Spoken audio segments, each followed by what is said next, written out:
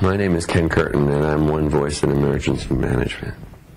38 years ago, 37 years ago, I was shocked to learn that the world did not owe me a living, and I was forced to look for gainful employment.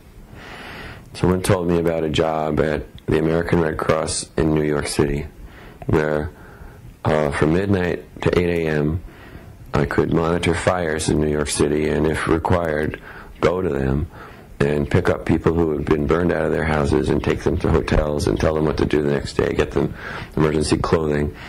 And I did. And since then, the disasters have gotten larger and farther away. And I've never been out of the field. I came to work in this place 10 years ago in 1999. At that point, the American Red Cross had a 35-plus year contract going with not only with FEMA but with its predecessor agency to provide them with voluntary agency specialists in the FEMA office. So I was hired by the American Red Cross to fulfill their contract with FEMA to put a specialist in their office. So there I was, once again, a Red Cross employee working in FEMA.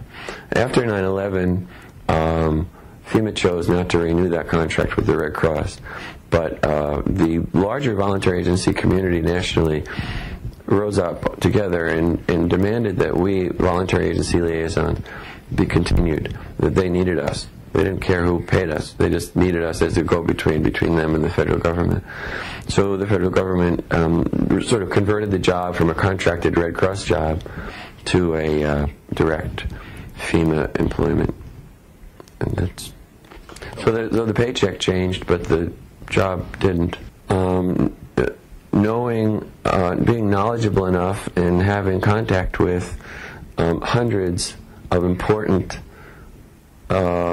human services agencies that have a role to play in disaster, whether they are nonprofits or whether they're local government human services agencies such as a mental health or Department of Social Services, bringing them into the community, raising their consciousness that they have a disaster role, providing them with knowledge that's been gained by some so that they can apply knowledge to their situation, helping them plan to do discrete and individual various coordinative services that are essential for success when agencies are going to work together in disaster.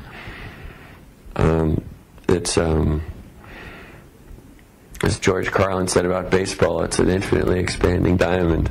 But there are some basic techniques to get those entities together, make them feel like a community, and help them to work in a more increasingly functional way.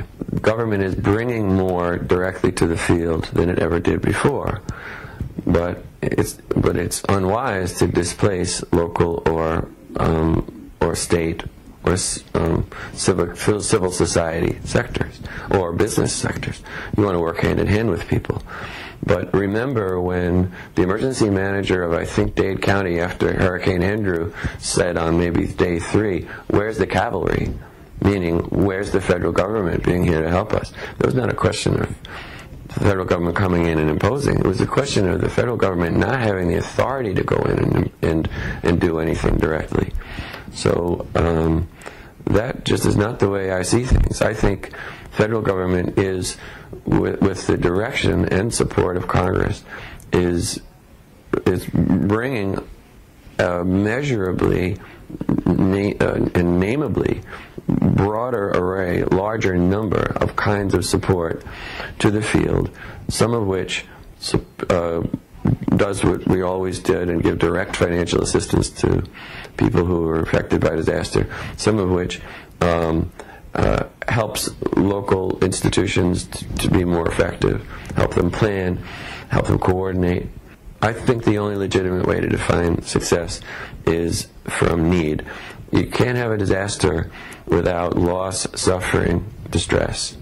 And to the extent that anything can be done to remedy that, if someone dies, there's nothing that can be done about that death. But to the extent that something can be done about distress, about loss,